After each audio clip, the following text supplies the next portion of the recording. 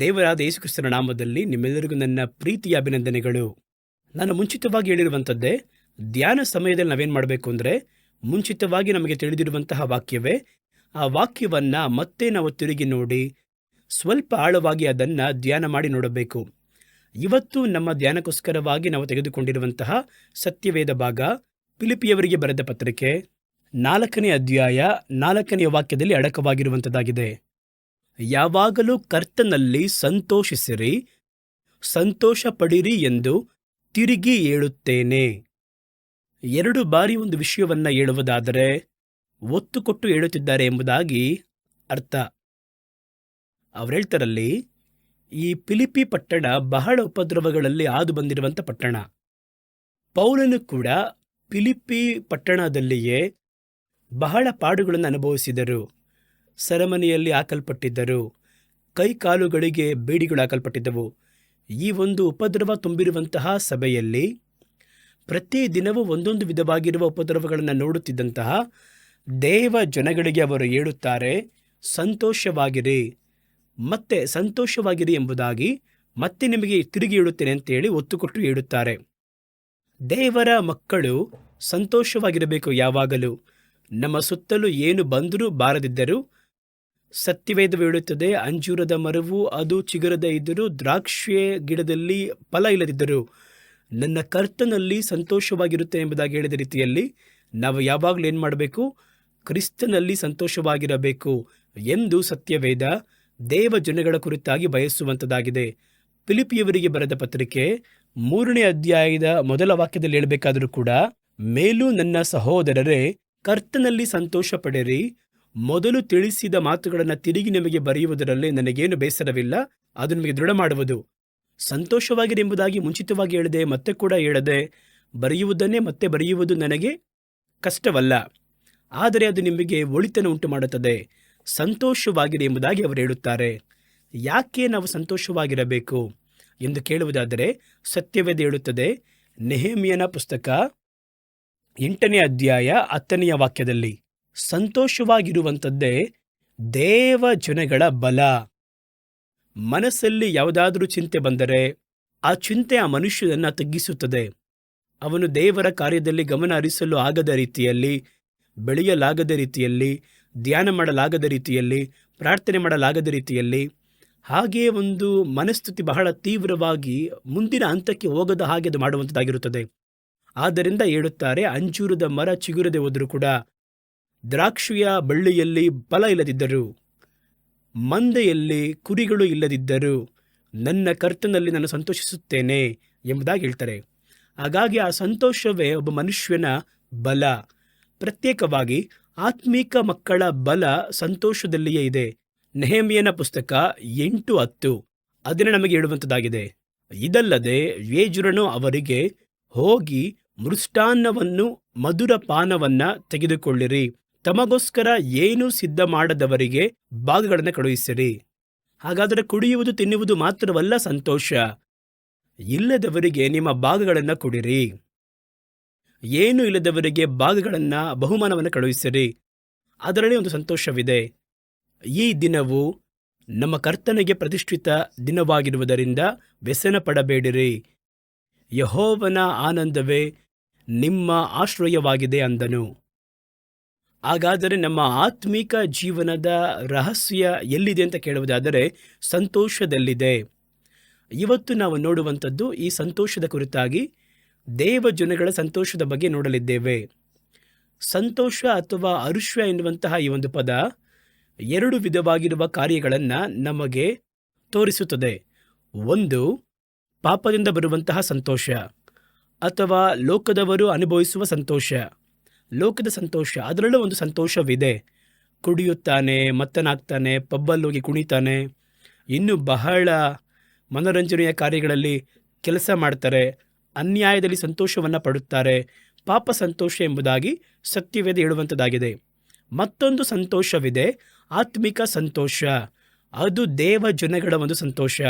ನಾವು ಎರಡನ್ನ ವ್ಯತ್ಯಾಸಪಡಿಸಲು ಗೊತ್ತಿಲ್ಲದೆ ಸತ್ಯವೇದ ಸಂತೋಷ ಪಡರಿ ಎಂಬುದಾಗಿ ಹೇಳಿದೆ ಎನ್ನುವುದನ್ನು ಮಾತ್ರ ತೆಗೆದುಕೊಂಡು ಈ ಪಾಪ ಸಂತೋಷವನ್ನು, ಲೋಕದ ಸಂತೋಷವನ್ನು ದೇವರಿಗೆ ಸಂಬಂಧಪಟ್ಟ ಕಾರ್ಯದಲ್ಲಿ ಬೆರೆಸುತ್ತೇವೆ. ಏಕೆಂದರೆ ನಮ್ಮನ್ನು ಸಂತೋಷವಾಗಿ ಇಡಲು ಹೇಳಿದಂಥ ಸಂತೋಷ ಎನ್ನುವುದು ಆ ಒಂದು ದೃಢತೆ ಅಥವಾ ಒಂದು ಅಳತೆ ನಮ್ಗೆ ಗೊತ್ತಿರಬೇಕು. ಇದರಲ್ಲಿ ಹೇಳಿದ್ದಾರೆ ಸಂತೋಷವಾಗಿರಿ ಎಂಬುದಾಗಿ ಹೇಳಿದ್ದಾರಲ್ವಾ.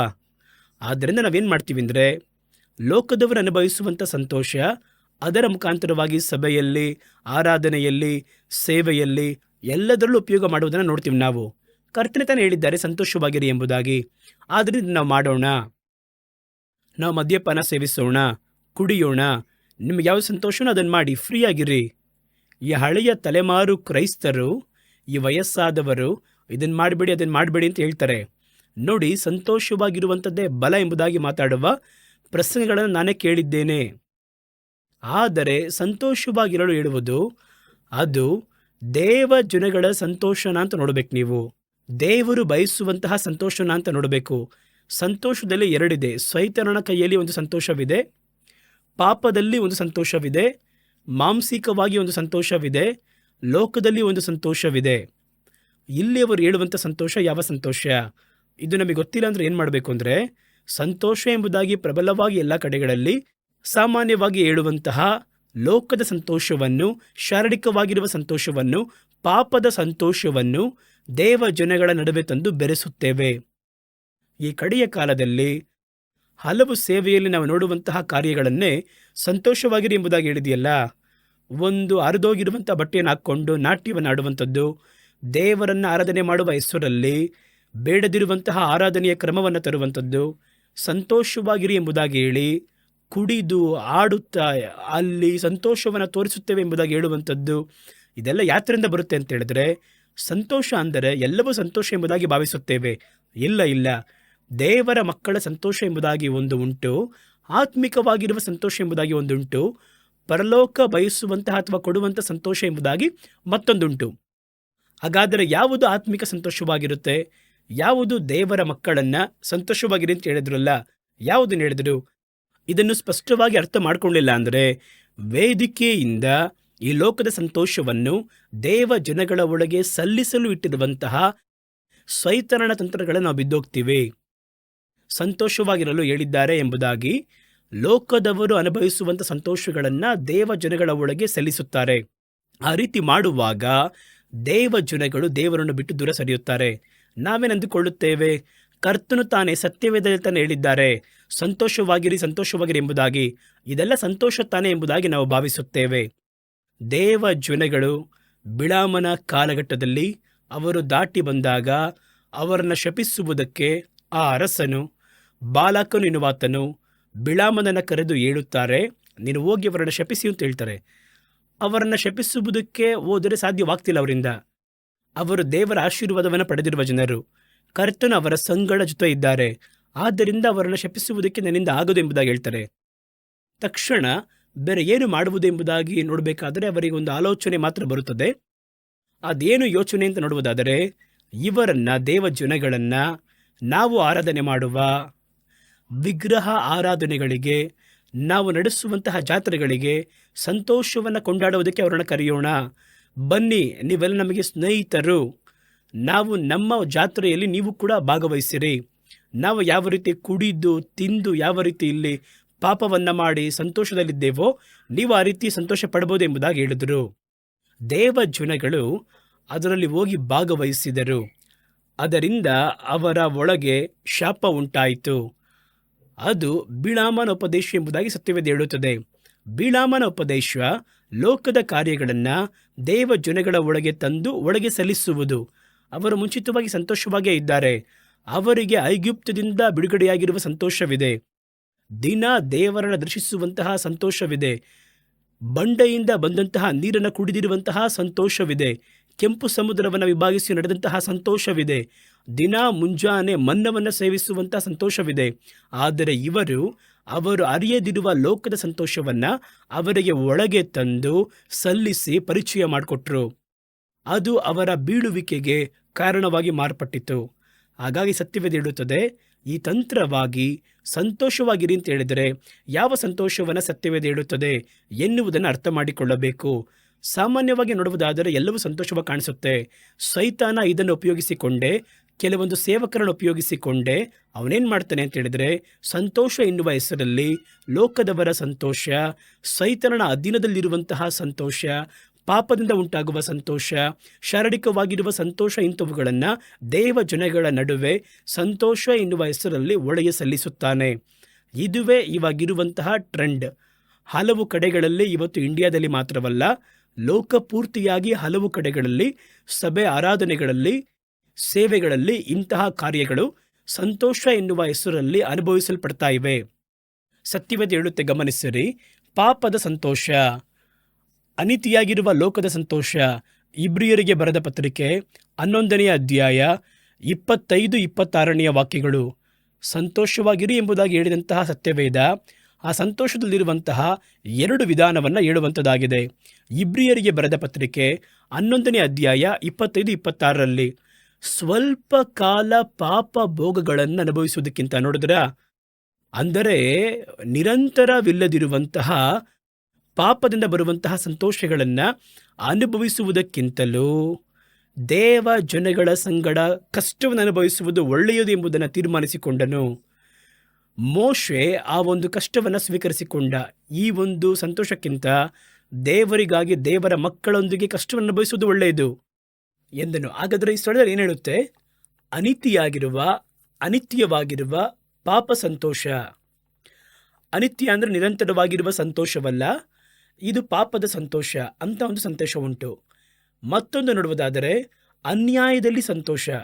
ಒಬ್ಬರನ್ನು ವೇದನೆ ಪಡಿಸಿ, ಒಬ್ಬರನ್ನು ಹಿಂಸೆ ಪಡಿಸಿ, ಅಥವಾ ಒಬ್ಬರ ವಸ್ತುವನ್ನು ಅಪಹರಿಸಿ, ಒಬ್ಬರಿಗೆ ಅನ್ಯಾಯವನ್ನು ಮಾಡಿ ಅದರ ಮುಖಾಂತರವಾಗಿ ಬರುವಂಥ ಸಂತೋಷ ಉಂಟು.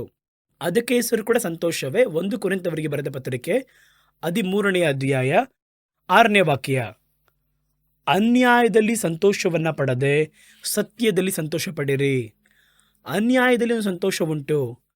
ಒಬ್ಬನನ್ನು ಒಡೆದು, ಒಬ್ಬನ ವಸ್ತುವನ್ನು ಅಪಹರಿಸಿ, ಕಳ್ತನ ಮಾಡಿ, ಮತ್ತೊಬ್ಬರಿಗೆ ಸಿಗಬೇಕಾದ ನಾವು ತಂದು ಸೇರಿಸಿಕೊಂಡು, ಒಬ್ಬನನ್ನು ಚಿತ್ರಹಿಂಸೆ ಮಾಡಿ ಅದರ ಮೂಲಕ ಬರುವ ಸಂತೋಷ. ಅದರಲ್ಲಿ ಸಂತೋಷ ಪಡದೆ ಸತ್ಯತೆಯಲ್ಲಿ ಸಂತೋಷ ಪಡಿರಿ ಎಂಬುದಾಗಿ ಹೇಳ್ತಾರೆ. ಸತ್ಯವೇದ ಸಂತೋಷವಾಗಿರಲು ಸತ್ಯವೇದ ಹೇಳುವುದನ್ನು ತೆಗೆದುಕೊಂಡು ನಾವು ಪಾಪ ಸಂತೋಷವನ್ನಾಗಲಿ, ಅನೀತಿಯಿಂದ ಬರುವಂಥ ಸಂತೋಷವನ್ನಾಗಲಿ, ಅನೀತಿಯಿಂದ ಬರುವಂಥ ಸಂತೋಷವಾಗಲಿ, ಮಾಂಸಿಕ ಸಂತೋಷವನ್ನಾಗಲಿ ನಮ್ಮಲ್ಲಿ ಉಪಯೋಗಿಸಲು ಪ್ರಯತ್ನ ಮಾಡಬಾರದು. ಇದು ಅಪಾಯ. ಹಾಗಾದರೆ ದೇವ ಜನಗಳ ಸಂತೋಷ ಅಂದರೆ ಏನು? ನಮಗೆ ಯಾತರಲ್ಲಿ ಸಂತೋಷವಿಟ್ಟಿದ್ದಾರೆ? ಇವರು ಸಂತೋಷವಾಗಿರಿ ಅಂತ ಹೇಳಿದ್ರಲ್ಲ, ಅವರು ಯಾವ ಸಂತೋಷವನ್ನು ಹೇಳುತ್ತಿದ್ದಾರೆ ಅನ್ನುವಂಥ ಪ್ರಶ್ನೆ ಬರುತ್ತಲ್ವಾ? ಆ ಒಂದು ಪ್ರಶ್ನೆಗೆ ಉತ್ತರ ಕೆಳಗೆ ಬರುತ್ತದೆ. ಮೊದಲು ನೋಡ್ರಿ, ಪಾಡುಗಳಲ್ಲಿ ಸಂತೋಷ. ಇದುವೇ ದೇವ ಮಕ್ಕಳ ಸಂತೋಷ. ಬಹಳ ಉಂಟು. ಸತ್ಯವೇದ ನನ್ನ ಸಂತೋಷ, ಕರ್ತನ ವಾಕ್ಯ ನನ್ನ ಕಣ್ಗಳಿಗೆ ಒಂದು ದೊಡ್ಡ ಸಂತೋಷವನ್ನು, ಹರುಷವನ್ನು ಕೊಡ್ತಾ ಇರುತ್ತೆ, ಎಷ್ಟೊಂದು ಹೇಳ್ಬೋದು. ಆದರೆ ಇದರಲ್ಲಿ ಪ್ರತ್ಯೇಕವಾಗಿ ಕೆಲವೊಂದು ಕಾರ್ಯವನ್ನು ಮಾತ್ರ ನೋಡಲಿದ್ದೇವೆ, ವ್ಯತ್ಯಾಸವಾಗಿರುವ ಕೆಲವೊಂದು ಕಾರ್ಯಗಳು. ಯಾತರಲ್ಲಿ ಸಂತೋಷ ಗೊತ್ತಾ? ದೇವ ಮಕ್ಕಳ ಸಂತೋಷ, ಪಾಡುಗಳಲ್ಲಿ ಸಂತೋಷ. ಕ್ರಿಸ್ತನಿಗೋಸ್ಕರವಾಗಿ ಪಾಡು ಪಡುವಾಗ ಅದರಲ್ಲಿ ಒಂದು ಸಂತೋಷ ಉಂಟಾಗುತ್ತದೆ. ಆ ಒಂದು ಸಂತೋಷವಾಗಿರಿ ಎಂಬುದಾಗಿ ಮತ್ತೆ ಮತ್ತೆ ನಿಮಗೆ ಹೇಳುತ್ತೇನೆ. ನಾವು ಯಾರನ್ನ ಬಹಳ ಪ್ರೀತಿ ಮಾಡುತ್ತೇವೋ, ಯಾರನ್ನ ಪ್ರಾಣಕ್ಕಿಂತ ಹೆಚ್ಚಾಗಿ ಪ್ರೀತಿ ಮಾಡ್ತೀವೋ, ಅವರಿಗೆ ಅವರ ನಿಮಿತ್ತವಾಗಿ ನಮ್ಮ ಕಷ್ಟವನ್ನು ಸ್ವೀಕರಿಸಿಕೊಳ್ಳುವುದು, ಪಾಡುಪಡುವುದರಲ್ಲಿ ಒಂದು ಸಂತೋಷ ನಮಗೆ ಸಿಗುತ್ತದೆ. ನಾನು ಪ್ರೀತಿ ಮಾಡುವಂಥ ನನ್ನ ಮಗು, ನನ್ನ ಪ್ರೀತಿ ಮಾಡುವಂಥ ನನ್ನ ಕುಟುಂಬ, ನಾನು ಬಹು ಪ್ರೀತಿ ಮಾಡುವಂತಹ ಸ್ನೇಹಿತ, ಅವನಿಗೋಸ್ಕರವಾಗಿ ಕಷ್ಟವನ್ನು ಸ್ವೀಕರಿಸಿಕೊಳ್ಳುತ್ತೇನೆ. ಆ ರೀತಿ ಹೇಳುವಲ್ಲಿ ಆ ಕಷ್ಟವೇ ನಮಗೊಂದು ಸಂತೋಷವಾಗುತ್ತದೆ. ಅದೇ ರೀತಿಯೇ ದೇವರ ಬಳಿಯಲ್ಲಿ ನೀವು ಒಂದು ಪ್ರತ್ಯೇಕ ಅಳತೆಯಲ್ಲಿ ಅಪ್ರಮೇಯವಾಗಿರುವ ಪ್ರೀತಿಯನ್ನು ಮಾಡಿದರೆ, ಆ ಪ್ರೀತಿಯ ಪ್ರಕಟಣೆ ಯಾವ ರೀತಿ ಇರುತ್ತೆ ಅಂದರೆ, ಅವರಿಗೆ ಕಷ್ಟಪಡಬೇಕಾದ್ರೆ ಅವರಿಗಾಗಿ ಒಂದು ಕಷ್ಟವನ್ನು, ನೋವನ್ನು ಸ್ವೀಕರಿಸಿಕೊಳ್ಳುವಾಗ ಒಂದು ಸಂತೋಷ ಬರುತ್ತೆ. ಕೆಲವರನ್ನ ನೋಡಿ ಎಲ್ಲಿ ಕಷ್ಟ ಬರುತ್ತೋ ಅಲ್ಲೋಗಿ ನಿಲ್ತಾರೆ. ಅದನ್ನು ತಪ್ಪಿಸಿಕೊಳ್ಳುವುದಕ್ಕೆ ಪ್ರಯತ್ನವನ್ನು ಮಾಡುವುದಿಲ್ಲ. ಕ್ರಿಸ್ತನಿಗಾಗಿ ಪಾಡುಗಳು ಬರುತ್ತದೆ ಎಂಬುದಾಗಿ ಹೇಳಿದರೆ ಮೊದಲ ವ್ಯಕ್ತಿಯಾಗಿ ನಿಂತು ನಾನು ಸ್ವೀಕರಿಸುತ್ತೇನೆ ಅಂತ ಒಳಗೋಗ್ತಾನೆ. ಕಾರಣ ಏನಂತ ಕೇಳುವುದಾದರೆ, ಆ ಒಂದು ಪ್ರೀತಿ ಮಾಡುವರಿಗೋಸ್ಕರವಾಗಿ ನಾವು ಪಾಡುಗಳ ಮುಖಾಂತರವಾಗಿ, ಹಿಂಸೆಯ ಮುಖಾಂತರವಾಗಿ ಸಿಗುವಂಥ ಸಂತೋಷವನ್ನು ರುಚಿ ನೋಡಿರ್ತಾರೆ. ಅಪೊಸ್ತಲನಾಗಿರೋ ಪೌಲ ಹಾಗೆ ಅವರು ಕ್ರಿಸ್ತರನ್ನ ಎಷ್ಟರ ಮಟ್ಟಿಗೆ ವಿರೋಧ ಮಾಡಿದ್ರೋ ಅಷ್ಟರ ಮಟ್ಟಿಗೆ ಅವರ ಮೇಲೆ ಪ್ರೀತಿ ನಡೆದು ಮುಂದಾದರು, ಉಳಿದ ಎಲ್ಲರಿಗಿಂತಲೂ. ಆದ್ದರಿಂದ ನೋಡಿ, ತಪ್ಪಿಸಿಕೊಳ್ಳುವುದಕ್ಕೆ ದಾರಿ ಬಂದಾಗಲೂ ಕೂಡ ಯೆರೂಸಲೇಮಿನಲ್ಲಿ ನನ್ನ ಕಟ್ಟಾಕ್ತಾರೆ, ಯೆರೂಸಲೇಮಿನಲ್ಲಿ ನಿನ್ನನ್ನು ಸೆರೆ ಹಿಡಿಯಲಿದ್ದಾರೆ ಎಂಬುದಾಗಿ ಯೆರೂಸಲೇಮಿಗೆ ಹಡಗನ್ನು ಹತ್ತುವುದಕ್ಕಿಂತ ಮುಂಚೆ ಹೇಳಲ್ಪಟ್ಟರೂ ಕೂಡ, ಕ್ರಿಸ್ತನ ನಿಮಿತ್ತವಾಗಿ ಕಟ್ಟಲ್ಪಡುವುದಕ್ಕೂ ನಾನು ಸಿದ್ಧನಾಗಿದ್ದೇನೆ ಎಂಬುದಾಗಿ ಅಪಾಯವನ್ನು ಹುಡುಕಿ ಹೋಗುತ್ತಾರೆ.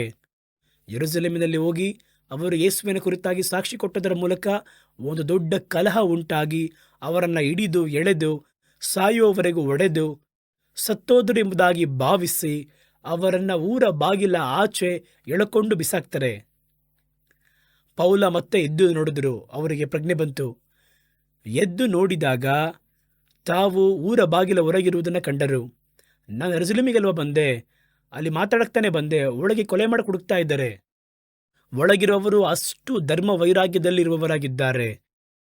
ಇವರೇನು ಮಾಡ್ತಾರೆ ನೋಡಿ, ಮತ್ತೆ ಎದ್ದು ಧೂಳನ್ನ ಕೊಡುವಿ ಅವರು ಮತ್ತೆ ಯೆರೂಸಲೇಮ್ ಪಟ್ಟಣದ ಒಳಗೆ ಹೋಗಿ ಪ್ರಸಂಗವನ್ನು ಮಾಡಲು ಮುಂದಾಗ್ತಾರೆ. ಪಾಡು ಬರುತ್ತೆ ಈ ಸ್ಥಳದಲ್ಲಿ ಅಂತ ಗೊತ್ತಿದ್ದರೂ ಕೂಡ ಇವರು ತಕ್ಷಣ ಮೊದಲ ವ್ಯಕ್ತಿಯಾಗಿ ಹೋಗಿ ನಿಲ್ಲುವುದನ್ನು ಅಪೊಸ್ತಲ ಕೃತ್ಯಗಳಲ್ಲಿ ಪೌಲನ ಚರಿತ್ರೆಯನ್ನು ಓದಿದರೆ ಬಹಳ ಈ ರೀತಿ ನೋಡೋಕ್ಕೆ ನಾವು ಸಾಧ್ಯ. ಈ ಪಾಡುಗಳ ಮುಖಾಂತರವಾಗಿ ಒಂದು ಸಂತೋಷ ಬರುತ್ತದೆ. ನಾವು ಪಾಡುಗಳನ್ನು ಕಂಡ ಕೂಡಲೇ ಭಯಪಡುತ್ತೇವೆ. ಕ್ರಿಸ್ತನಿಗೋಸ್ಕರವಾಗಿ ಒಂದು ಪಾಡು ಅಲ್ಲಿ ಹೋಗ್ಬಿಡ್ಬೇಡಿ, ಸುವಾರ್ತೆ ಹೇಳಿದ್ರೆ ಅಷ್ಟೇ ಹೊಡೆದಾಕ್ಬಿಡ್ತಾರೆ. ಆ ಊರಲ್ಲಿ ನೋಡಿ ಹೊರಗೆ ಸುವಾರ್ತೆ ಇರಬಾರ್ದು ಎಂಬುದಾಗಿ ಬರೆದಾಕಿದ್ದಾರೆ. ಈ ಸ್ಥಳದಲ್ಲಿ ನೀವು ಬರಬಾರ್ದು ಅಂತ ಹೇಳಿದ್ದಾರೆ. ಬಹಳ ಕಠಿಣವಾಗಿರುವ ಜನಗಳು. ಇವೆಲ್ಲವೂ ನಮಗೆ ಹೇಳಲ್ಪಟ್ಟಾಗಲೂ ಕೂಡ ಪರವಾಗಿಲ್ಲ, ಅಲ್ಲಿ ಹೋಗಿ ಸುವಾರ್ತೆಯನ್ನು ಸಾರುವುದೇ ಸಂತೋಷ. ಯಾಕೆಂದರೆ ನಾನು ಯಾರನ್ನು ಪ್ರೀತಿ ಮಾಡುತ್ತೇನೋ ಅವರಿಗೋಸ್ಕರವಾಗಿ ಮೇಲ್ನೋಟವಾಗಿಲ್ಲ, ಕಷ್ಟಪಡಲು ಬಯಸುತ್ತೇನೆ. ಮೇಲ್ನೋಟವಾಗಿ ಸೇವೆಯನ್ನು ಮಾಡೋದಲ್ಲ, ಕಷ್ಟಪಡಲು ಬಯಸುತ್ತೇನೆ. ಆ ರೀತಿಯಾಗಿ ಹೇಳಿ ಅವರು ಮುಂದೆ ಹೋಗೋದನ್ನು ನೋಡ್ತೀವಿ ನಾವು. ಹಣವನ್ನು ಕೊಟ್ಟು, ಕಾಸನ್ನು ಕೊಟ್ಟು, ಕೋಟಿಗಟ್ಟಲೆ ಕೊಟ್ಟು ಸೇವೆಯನ್ನು ಮಾಡಿದ್ವಿ, ಎಲ್ಲ ಮಾಡ್ತಾರಲ್ವಾ. ಆದರೆ ನನಗೆ ಅದರಲ್ಲಿ ಸಂತೋಷವಿಲ್ಲ. ನಾನೇ ಪಾಡುಪಟ್ಟು, ನಾನೇ ಕಷ್ಟಪಟ್ಟು, ನಾನು ಪ್ರೀತಿ ಮಾಡುವವರಿಗೋಸ್ಕರವಾಗಿ ನಾನು ಪರಿಪೂರ್ಣ ಪಾಡುಗಳನ್ನು ಸ್ವೀಕರಿಸಿಕೊಳ್ಳಲು ನಾನು ಬಯಕೆ ಉಳ್ಳವನಾಗಿದ್ದೇನೆ ಎಂಬುದಾಗಿ ಪಾಡುಗಳನ್ನು ಸ್ವೀಕಾರ ಮಾಡ್ಕೊತಾರೆ ನೋಡಿ. ಅದರಲ್ಲಿ ಒಂದು ಸಂತೋಷ ಬರುವಂಥದ್ದಾಗಿದೆ. ಕ್ರಿಸ್ತನು ನಮ್ಮ ಬಳಿ ಪ್ರೀತಿಸುವುದರಿಂದಲೇ ನಮಗಾಗಿ ಅವರು ಬಲಿಯಾದರು. ಇದು ಪೌಲನ ಆ್ಯಂಗಲಿಂದ ಹೇಳಿದ್ದೇವೆ. ಕ್ರಿಸ್ತನ ಕುರಿತಾಗಿ ನೋಡಿ, ಕ್ರಿಸ್ತನು ನಮ್ಮ ಮೇಲೆ ಪ್ರೀತಿ ಉಳ್ಳವರಾಗಿದ್ದರು. ಆ ಪ್ರೀತಿಯನ್ನು ಯಾವ ರೀತಿ ತೋರಿಸಿದ್ರು ಗೊತ್ತಾ? ನಮಗಾಗಿ ಅವರು ಪಾಡುಪಟ್ಟದರಿಂದ ಆ ಪ್ರೀತಿಯನ್ನು ಪ್ರಕಟಿಸಿದರು. ನಿನ್ನನ್ನು ಪ್ರಾಣಕ್ಕಿಂತ ಹೆಚ್ಚಾಗಿ ಪ್ರೀತಿ ಮಾಡ್ತೀನಿ, ನಿನಗಾಗಿ ನನ್ನ ಪ್ರಾಣವನ್ನೇ ಕೊಡಲು ತಯಾರಾಗಿದ್ದೇನೆ ಎಂಬುದಾಗಿ ಹೇಳಿ ಅವರು ಬಯಸಿಯೇ ಪಾಡುಗಳನ್ನು ಸ್ವೀಕರಿಸಿಕೊಂಡರು. ಯೇಸು ಸ್ವೀಕರಿಸಿದ ಪಾಡುಗಳು ಯಥಾರ್ಥವಾಗಿ ಬಂದಂಥ ಪಾಡುಗಳಲ್ಲ. ಮುಂಚಿತವಾಗಿ ಹೇಳಲ್ಪಟ್ಟು, ಮುಂಚಿತವಾಗಿ ತಿಳಿಸಲ್ಪಟ್ಟು, ತಂದೆಯಿಂದ ಹೇಳಲ್ಪಟ್ಟು, ಪ್ರವಾದಿಗಳು ಹೇಳಿ ಅದು ಅವರು ಗೊತ್ತಿದ್ದೇ ಬಂದರು ಪಾಡುಗಳು ಉಂಟು ಎಂಬುದಾಗಿ. ಆ ಪಾಡುಗಳನ್ನು ಯಾಕೆ ಸಂತೋಷವಾಗಿ ಸ್ವೀಕರಿಸಿಕೊಂಡ್ರು? ಪಾಡು ಬರುತ್ತೆ ಅಂತ ಹೇಳಿದರೂ ಕೂಡ ಯಾಕೆ ತಪ್ಪಿಸಿಕೊಂಡು ಹೋಗಲಿಲ್ಲ? ಯಾಕೆಂದರೆ ನಾವು ಯಾರನ್ನು ಅಧಿಕವಾಗಿ ಪ್ರೀತಿ ಮಾಡ್ತೀವೋ ಅವರಿಗಾಗಿ ಕಷ್ಟಪಡುವುದರಲ್ಲಿ ಒಂದು ಸಂತೋಷ ಉಂಟು. ದೇವರು ಮನುಷ್ಯರನ್ನು ಪ್ರೀತಿ ಮಾಡಿದರು, ತಮ್ಮ ಪ್ರಾಣಕ್ಕಿಂತ ಅಧಿಕವಾಗಿ ಪ್ರೀತಿ ಮಾಡಿದರು. ಆದ್ದರಿಂದ ಅವರು ನಮಗೋಸ್ಕರವಾಗಿ ಕಷ್ಟವನ್ನು, ಪಾಡುಗಳನ್ನು ಬಯಸಿ ಸ್ವೀಕರಿಸಿಕೊಂಡು ಅದನ್ನು ಸಂತೋಷವಾಗಿ ಸ್ವೀಕರಿಸಿಕೊಂಡರು. ಹಾಗಾದರೆ ನಾವು ಮತ್ತೆ ಅವರನ್ನು ಅದೇ ರೀತಿ ಪ್ರೀತಿ ಮಾಡಿದರೆ, ಅವರನ್ನು ಅದೇ ರೀತಿ ಪ್ರೀತಿಯನ್ನು ಸಲ್ಲಿಸಿದರೆ ನಾವು ಆ ಪಾಡುಗಳನ್ನು ಬಯಸಲು ಮುಂದಾಗ್ತೀವಿ. ಆ ಪಾಡುಗಳು ಬರುವಾಗ ಒಂದು ಸಂತೋಷ ಬರುತ್ತೆ ನಮಗೆ. ಸತ್ಯವೇದ ಅದನ್ನು ಹೇಳುತ್ತೆ, ಗಮನಿಸಿರಿ. ಕ್ರಿಸ್ತನು ನಮಗೋಸ್ಕರವಾಗಿ ಪಾಡುಪಟ್ಟು ಬಲಿಯಾದರು. ಎಫೆಸದವರಿಗೆ ಬರೆದ ಪತ್ರಿಕೆ 5ನೇ ಅಧ್ಯಾಯ 2ನೇ ವಾಕ್ಯ. ಕ್ರಿಸ್ತನು ನಿಮ್ಮನ್ನು ಪ್ರೀತಿಸಿ ನಮ್ಮೆಲ್ಲರಿಗೋಸ್ಕರ ತನ್ನನ್ನೇ ದೇವರಿಗೆ ಸುಗಂಧ ವಾಸನೆಯಾದ ಕಾಣಿಕೆಯಾಗಿಯೂ ಯಜ್ಞವಾಗಿಯೂ ಸಮರ್ಪಿಸಿಕೊಂಡ ಪ್ರಕಾರ ನೀವು ಪ್ರೀತಿಯಲ್ಲಿ ನಡೆದುಕೊಳ್ಳಿರಿ. ಹಾಗಾಗಿ ಅವರು ಯಾವ ರೀತಿ ಸಂತೋಷವಾಗಿ ಪಾಡುಗಳನ್ನು ಸ್ವೀಕರಿಸಿಕೊಂಡ್ರೋ ನಾವು ಅವರಿಗೋಸ್ಕರವಾಗಿ ಪಾಡುಗಳನ್ನು ಸ್ವೀಕರಿಸುವುದರಲ್ಲಿ ಸಂತೋಷ ಪಡಬೇಕಂತೆ. ಈ ಒಂದು ಸಂತೋಷವೇ ಮುಖ್ಯ. ನಾವು ಚರ್ಚಲ್ಲಿ ಬಂದು, ಚರ್ಚೆ ತಾನೇ ಸಂತೋಷ ಅಂತ ಹೇಳಿದರು. ಚರ್ಚಿಗೆ ಬಂದರೆ ನಾವು ಕೊಂಡಾಡುವುದು, ಹಬ್ಬವನ್ನು ಆಚರಿಸುವಂಥದ್ದು, ಒಂದೊಂದು ಹೆಸರಲ್ಲಿ ಸಂಭ್ರಮಿಸುವುದು, ಪ್ರೀತಿಯ ಸಂಭ್ರಮ ಮಾಡುವಂಥದ್ದು, ತಿಂಗಳಲ್ಲಿ 4ನೇ ವಾರ ಪ್ರೀತಿ, ಇದೆಲ್ಲ ಸಂತೋಷವೇ. ಆದರೆ ಮೇಲಾಗಿರುವ ಸಂತೋಷ ನಿಮ್ಮನ್ನು ಕರೆದವರಿಗೋಸ್ಕರವಾಗಿ, ನಿಮಗೆ ರಕ್ಷಣೆ ಕೊಟ್ಟಿದ್ದವರಿಗೂ, ನಿಮಗಾಗಿ ರಕ್ತವನ್ನು ಸುರಿಸಿದವರಿಗೂ ಪಾಡುಪಡುವುದರಲ್ಲಿ ಇರುವಂಥದ್ದಾಗಿದೆ. ಈ ಒಂದು ರಹಸ್ಯವನ್ನ ಆದಿ ಅಪೊಸ್ತಲರು ಕಂಡುಕೊಂಡಿದ್ದರು. ಈ ರಹಸ್ಯವನ್ನ ಪೌಲನು ಕಂಡುಕೊಂಡರು. ನೋಡಿ, ಅಪೊಸ್ತಲರಲ್ಲಿ ಬಹುತೇಕ ಮಂದಿ ಅವರು ರಥಸಾಕ್ಷಿಯಾಗಿಯೇ ಸತ್ತಿದ್ದಾರೆ. ಕಠಿಣವಾಗಿ ಅವರು ಕೊಲ್ಲಲ್ಪಟ್ಟರು. ಒಬ್ಬರು ಕೂಡ ಅಳಲಿಲ್ಲ, ಭಯಪಡಲಿಲ್ಲ. ಸಂತೋಷವಾಗಿ ಸ್ವೀಕರಿಸಿಕೊಂಡಿರುವ ಹಾಗೆ ಚರಿತ್ರೆ ನಮಗೆ ತಿಳಿಸುವಂಥದ್ದಾಗಿದೆ. ನಾವು ಕ್ರಿಸ್ತನ ಬಳಿಯಲ್ಲಿ ಪ್ರೀತಿ ಮಾಡಿದರೆ, ಅವರಿಗೋಸ್ಕರವಾಗಿ ಪಾಡುಗಳನ್ನು ಅನುಭವಿಸುವುದಕ್ಕೆ ಮುಂದಾಗಬೇಕಾದರೆ ನಮಗೆ ಅದರಿಂದ ಒಂದು ಸಂತೋಷ ಉಂಟಾಗುತ್ತದೆ. ಯೇಸುವಿಗೋಸ್ಕರವಾಗಿ ನಾನು ಈ ಪಾಡುಗಳನ್ನು ಸ್ವೀಕರಿಸುತ್ತೇನೆ, ಅವಮಾನವನ್ನು ಸ್ವೀಕರಿಸುತ್ತೇನೆ, ಒಂದು ಸಂತೋಷ ಬರುತ್ತದೆ. ಅವರ ಪಾಡುಗಳಲ್ಲಿ ನಾವು ಕೂಡ ಪಾತ್ರಗಳಾಗಬೇಕಾದರೆ ಅವರ ಮಹಿಮೆಗೆ ನಾವು ಪಾಲುಗಾರರಾಗ್ತೇವೆ, ಅವರ ಶಕ್ತಿಗೆ ಪಾಲುಗಾರರಾಗುತ್ತೇವೆ, ಅವರ ಐಶ್ವರ್ಯಕ್ಕೆ ಪಾಲುಗಾರರಾಗುತ್ತೇವೆ.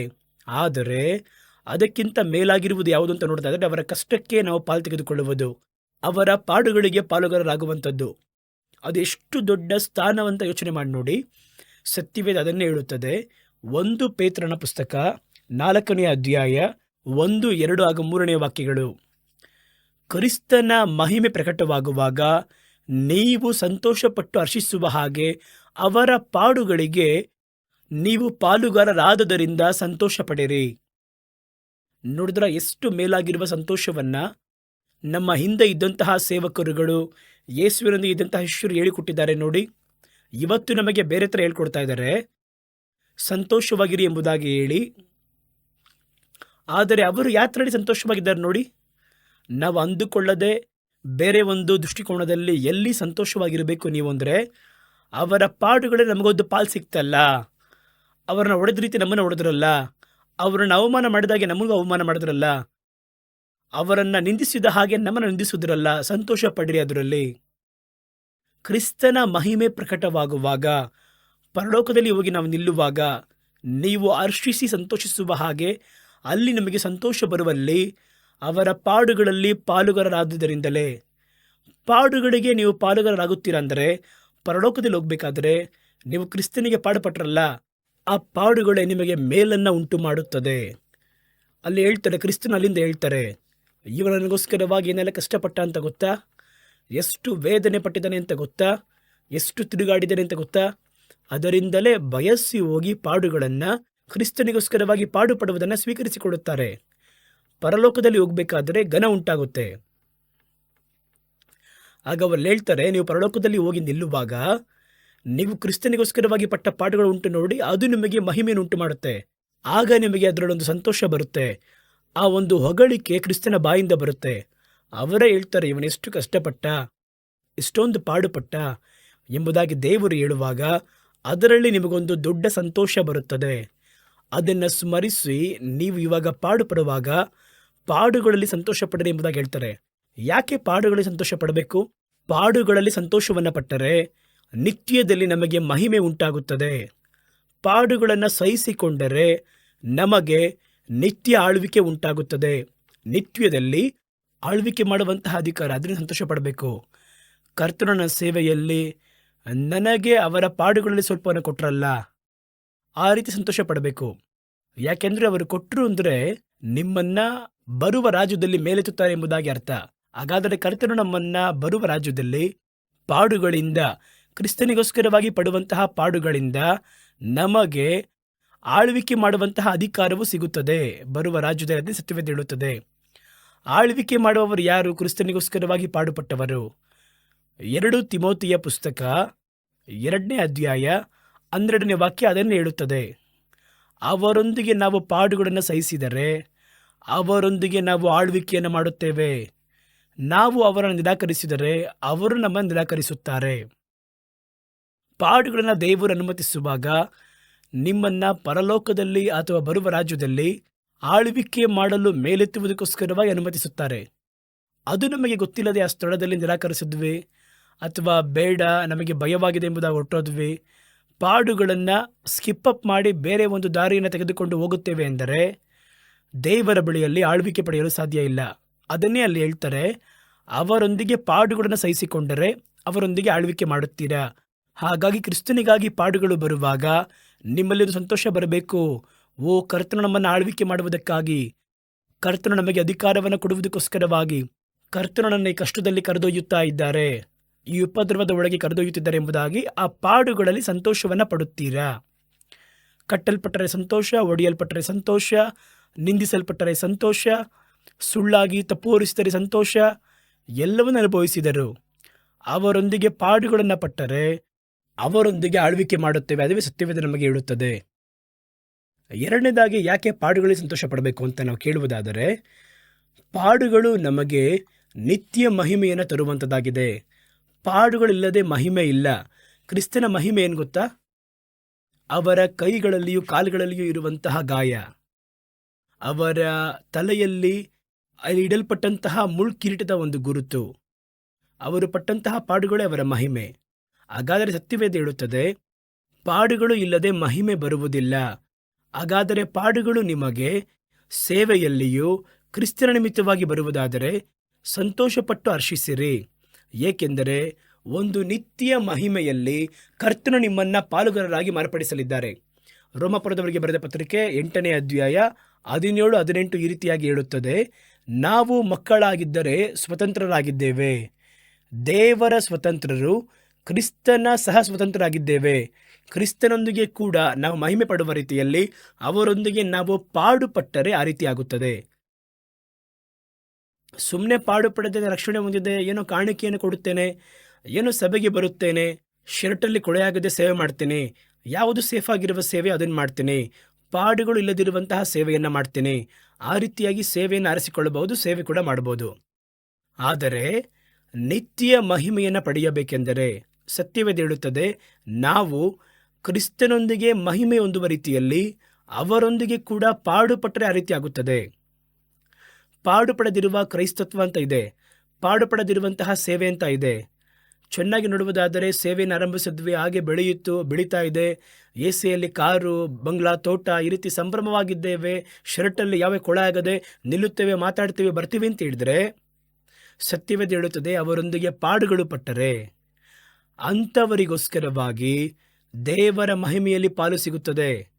ಆದ್ದರಿಂದ ಈ ಕಾಲದ ಪಾಡುಗಳು ಇನ್ನು ನಮ್ಮ ಮುಂದೆ ಪ್ರಕಟವಾಗುವಂತಹ ಮಹಿಮೆಗೆ ತಕ್ಕದ್ದಲ್ಲ, ಹೋಲಿಕೆಗೆ ಎಂಬುದಾಗಿ ಹೇಳ್ತಾರೆ.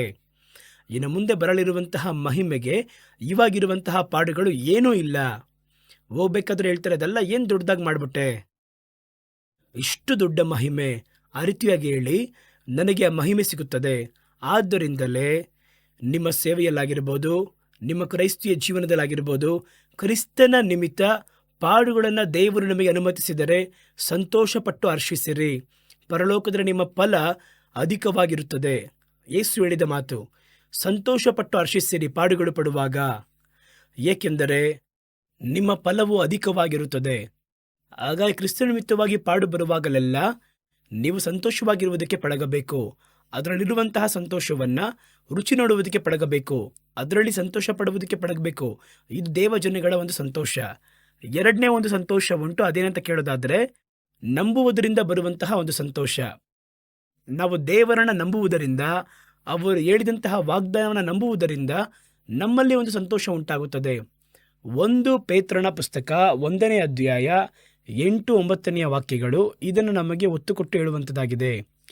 8ನೇ ವಾಕ್ಯ ಈ ರೀತಿಯಾಗಿ ಹೇಳುತ್ತದೆ, ನೀವು ಅವರನ್ನು ಕಾಣದೇ ಇದ್ದರೂ ಕೂಡ ಅವರ ಬಳಿ ಪ್ರೀತಿ ಉಳ್ಳವರಾಗಿದ್ದೀರಾ. ಅದಕ್ಕೆ ಹೆಸರು ನಂಬಿಕೆ. ನೋಡಲಿಲ್ಲ. ವಿಶ್ವಾಸ ಎನ್ನುವಂಥದ್ದು ನಂಬತಕ್ಕವುಗಳ ಸದೃಢತೆಯು ಕಾಣದಿರುವಂತಹ ನಿಶ್ಚಯವಾಗಿರುವಂಥದ್ದಾಗಿದೆ. ಕಾಣಲ್ಪಡದಿರುವ ಒಂದು ಕಾರ್ಯವನ್ನು ನಂಬ್ತೀವಿ ನೋಡಿ ಪರಿಪೂರ್ಣವಾಗಿ. ಯೇಸು ಹೇಳಿದ್ರು ಎಂಬುದಾಗಿ ನಂಬ್ತೀವಲ್ವಾ, ಅದಕ್ಕೆ ಹೆಸರೇ ನಂಬಿಕೆ. ಇವರು ಹೇಳ್ತಾರಲ್ಲಿ, ನೀವು ಅವರನ್ನು ಕಾಣದೇ ಇದ್ದರೂ ಅವರ ಬಳಿಯಲ್ಲಿ ಪ್ರೀತಿಯಿಂದ ಇರುವುದರಿಂದ, ಈಗ ಅವರನ್ನು ದರ್ಶಿಸದೇ ಇದ್ದರೂ ಅವರಲ್ಲಿ ನಂಬಿಕೆಯನ್ನಿಟ್ಟು ಹೇಳಲಾಗದಷ್ಟು ಮಹಿಮೆಯಿಂದ ತುಂಬಲ್ಪಟ್ಟಿರುವಂತಹ ಸಂತೋಷವುಳ್ಳವರಾಗಿ, ಯಾತರಿಂದ ನಂಬಿ ಅದರಿಂದ ಸಂತೋಷವುಳ್ಳವರಾಗಿ ಹರ್ಷಿಸಿ, ನಿಮ್ಮ ನಂಬಿಕೆಯ ಫಲವಾಗಿರುವ ಆತ್ಮರಕ್ಷಣೆಯನ್ನು ಹೊಂದುತ್ತೀರಾ. ಹಾಗಾದರೆ ನಂಬಿಕೆಯಲ್ಲಿ ಒಂದು ಸಂತೋಷ. ನಾವು ನೋಡಲಿಲ್ಲ, ಆದರೆ ಅದನ್ನು ನಂಬುತ್ತೇವೆ, ನನಗೊಂದು ಸಂತೋಷ ಬರುತ್ತದೆ. ಪರಲೋಕದ ಕುರಿತಾಗಿ ಸತ್ಯವೇದ ನಮಗೆ ಹೇಳುತ್ತೆ. ಕೆಲವು ಸೇವಕರು ಪ್ರಸಂಗದಲ್ಲಿ ಹೇಳಿದ್ದಾರೆ, ವೇದ ವಾಕ್ಯ ಅದನ್ನು ಹೇಳುತ್ತದೆ. ನಾನು ಆ ಪರಲೋಕವನ್ನು ನೋಡಲಿಲ್ಲ, ಹಾಗಾದರೆ ಕುಳಿತು ಅದನ್ನು ನಂಬುತ್ತೇನೆ.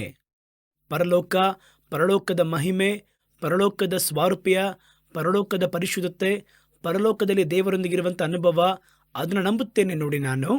ಆ ಒಂದು ನಂಬಿಕೆಯನ್ನ ನೀವು ಸ್ವಲ್ಪ ಮೆಲುಕಾಕಿದ್ರೆ ಅದು ನಿಮಗೆ ದೊಡ್ಡ ಸಂತೋಷವನ್ನು ಕೊಡುತ್ತದೆ. ಇವತ್ತು ಪರಲೋಕದಲ್ಲಿದ್ದರೆ ಹೆಂಗಿರುತ್ತೆ? ಪರಲೋಕದಲ್ಲಿ ಹೆಂಗಿರುತ್ತೆ ಯೋಚನೆ ಮಾಡಿ ನೋಡಿ. ಸುತ್ತಲೂ ದೇವದೂತರು, ಯಾವ ವಿಧವಾಗಿರುವ ಮನಸ್ಸಿನ ಒತ್ತಡ ಅಲ್ಲಿಲ್ಲ. ಅಯ್ಯೋ ಇದನ್ನ ಮಾಡಬೇಕಲ್ಲ ಅದನ್ನ ಮಾಡಬೇಕಲ್ಲ ಅಂತ ಆತುರ ಇಲ್ಲ. ಚೆನ್ನಾಗಿ ಒಳ್ಳೆ ಸಂತೋಷ. ಎಲ್ಲಿ ನೋಡಿದ್ರೂ ಕೂಡ ದೇವರ ಮಹಿಮೆ, ಯೇಸುವನ್ನ ಮುಖಾಮುಖಿಯಾಗಿ ನೋಡುತ್ತೇವೆ. ಈಗ ಅದನ್ನು ನಾವು ನೇರವಾಗಿ ನೋಡಲಿಲ್ಲ, ಆದರೆ ನಂಬಿಕೆಯ ಕಣ್ಗಳಿಂದ ನೋಡ್ತೀವಿ ನೋಡಿ. ಆಗ ನಮಗೊಂದು ಸಂತೋಷ ಬರುತ್ತದೆ. ಅವರ ಬರುವಿಕೆ ಕುರಿತಾಗಿ ಸಂತೋಷ ಬರುತ್ತದೆ. ಆ ಬರುವಿಕೆ ಕುರಿತಾಗಿ ನಾವು ಮಾತಾಡಬೇಕಾದ್ರೆ ಎಲ್ಲ ನಾವು ನಂಬುವಂತಹ ಕಾರ್ಯವನ್ನು ಆಗಿ ಚಿತ್ರಣ ಹಾಕಿ ತೋರಿಸ್ತಾರೆ. ಅವರು ಬರಬೇಕಾದ್ರೆ ಏನು ಮಾಡ್ತಾರೆ, ಸಮಾಧಿ ಯಾವ ರೀತಿ ತೆರೆಯಲ್ಪಡುತ್ತೆ, ನಾವು ಹೆಂಗೆ ಎತ್ತಲ್ಪಡ್ತೇವೆ, ಪರಲೋಕದಲ್ಲಿ ಯಾವ ರೀತಿ ಇರುತ್ತೆ, ಅದರ ನಮ್ಮ ನಂಬಿಕೆ.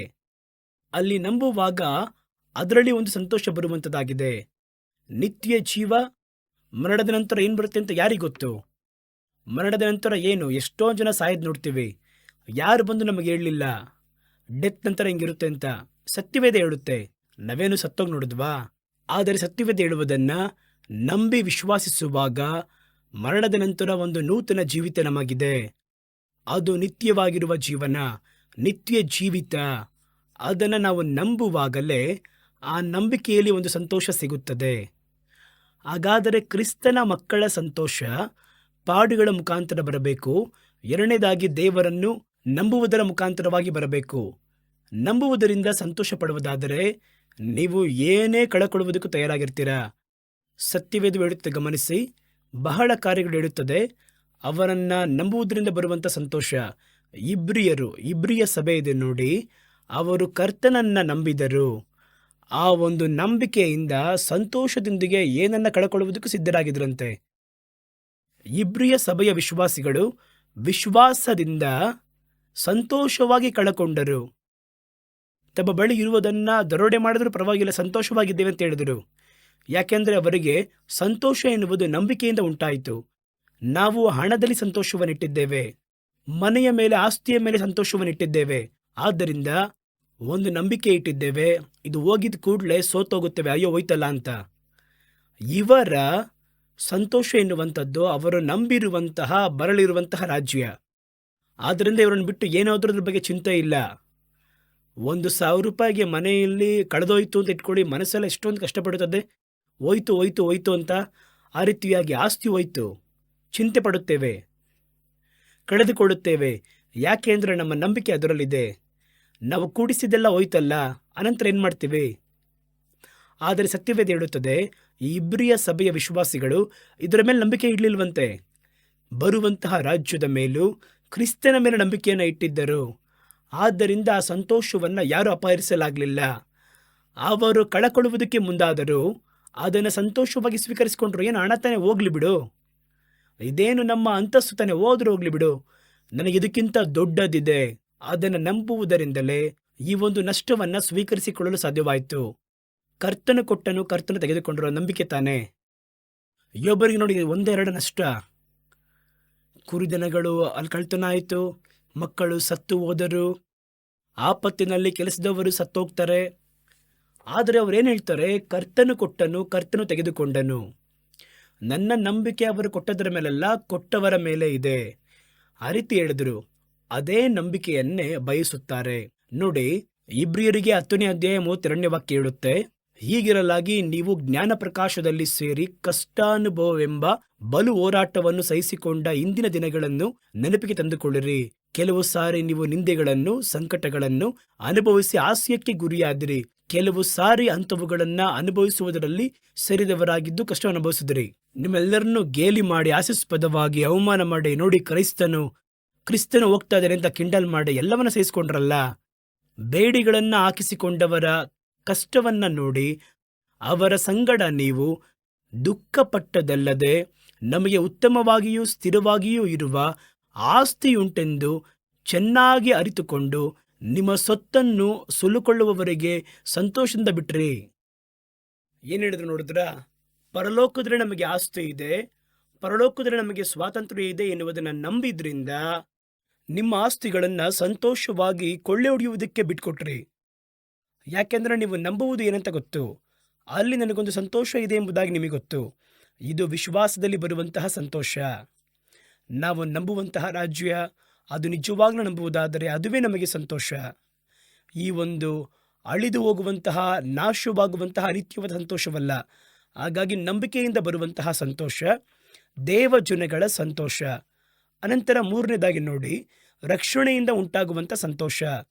ರಕ್ಷಣೆ ಹೊಂದುವಾಗ ಒಂದು ಗ್ರಹಿಸಲಾಗದ ಸಂತೋಷ ಬರುತ್ತೆ.